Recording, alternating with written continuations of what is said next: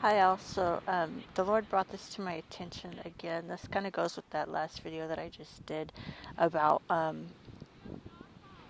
about the occult, basically the witchcraft of doing yoga and being a Christian. Anyway, so I wanted to show you guys this this passage in the Bible. It's about Ephesus. And Ephesus, it says, was a center for black magic and other occult practices. The people sought spells to give them wealth, happiness, and success in marriage. Superstition and sorcery were commonplace. God clearly forbids such practices. You cannot be a believer and hold on to the occult, black magic, or sorcery. Once you begin to dabble in these areas, it is extremely easy to become obsessed by them because Satan is very powerful, but God's power is even greater. 1 John 4:4, Revelation 20:10. If you are mixed up in the occult, learn a lesson from the Ephesians and get rid of anything that could keep you trapped in such practices. And so here it talks about Diana of the Ephesians, and Diana was a god of the Ephesians, is what I'm assuming, because Diana is something that the Lord has brought to my attention before. And so it says Diana should be despised, and her magician should be destroyed, whom all Asia and the world worshipeth. So anyway, the thing about yoga is that people don't realize that when they're doing yoga that they're actually calling on demons, and they're actually calling on they're using different occult practices, and this is all based in satanic worship. Basically, you're worshiping the sun god whenever you do the sun salutation, and the sun god is considered Satan.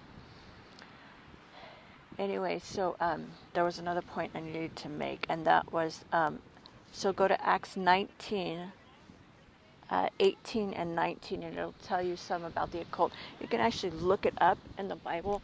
There are different passages in the Bible where it talks about witchcraft and the occult. This is not the only passage. Anyway, so I'm asking God to bring it back to me what else He wanted me to say about the occult, because so you gave me a word the other day, and it was necromancy. It's Necromancy. Necromancy is the occult practice of like calling on spirits or dead people, basically. And what the Lord has shown me is that in some cultures, in some religions, they call on their old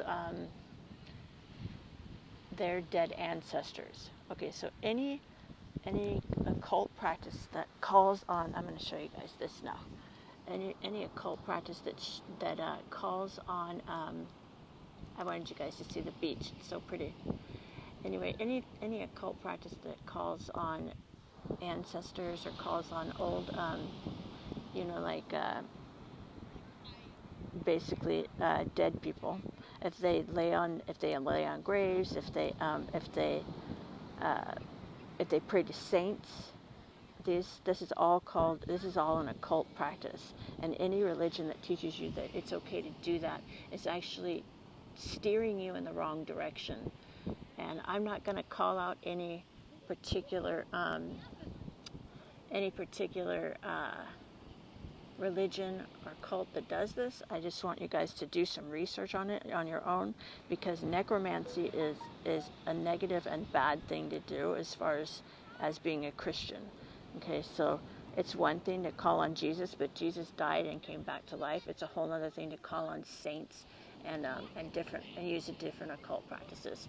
All right, well, God bless you guys, and hopefully this helps you. Acts 19, 18 and 19.